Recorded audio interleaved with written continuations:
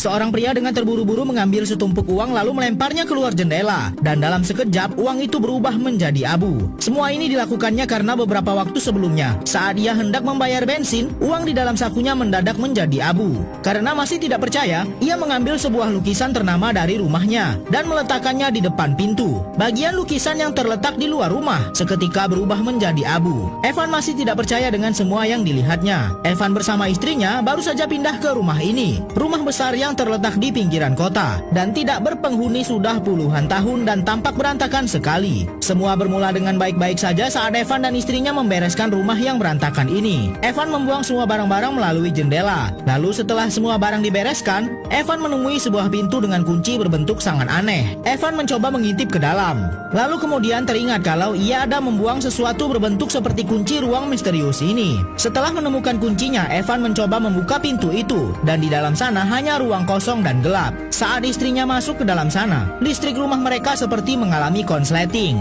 Evan pun langsung memanggil tukang listrik ke rumahnya untuk memperbaiki listrik mereka. Namun tukang listrik ini tampak sangat kebingungan melihat sistem kelistrikan di rumah Evan ini. Lalu saat akan pulang, tukang mengatakan rumah ini sudah lama tak berpenghuni dan pernah menjadi tempat pembunuhan di sini. Mendengar itu semua, Evan sangat stres dan merenung di dalam ruang misterius tadi.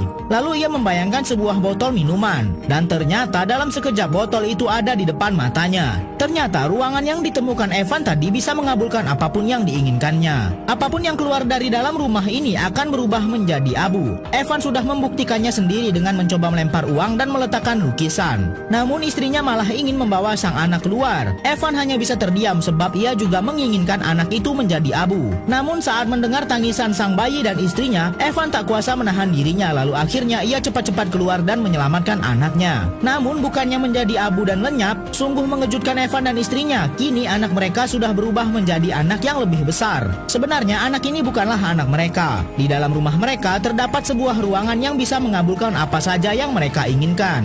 Evan dan istrinya sudah menikmati hasil dari ruangan itu. Semua bisa dikabulkan. Mereka meminta pakaian bagus, uang yang sangat banyak, dan perhiasan. Hingga pada suatu saat sang istri meminta sesuatu yang sudah di luar nalar. Saat Evan mencari istrinya, ternyata sudah ada bayi di rumah mereka. Evan sangat marah sekali saat mengetahui istrinya meminta seorang bayi di dalam ruangan permohonan itu. Tapi suatu peristiwa menyadarkan Evan kalau apapun yang dihasilkan oleh ruangan permohonan akan berubah menjadi abu jika dibawa keluar rumah. Dan hampir saja anak yang dimohon oleh istrinya berubah menjadi abu karena dibawa keluar. Evan pun akhirnya menceritakan semua yang ia ketahui tentang rumah ini kepada istrinya. Pertama, rumah ini adalah rumah bekas peristiwa pembunuhan. Dan yang kedua, semua benda yang mereka mohon dari ruangan itu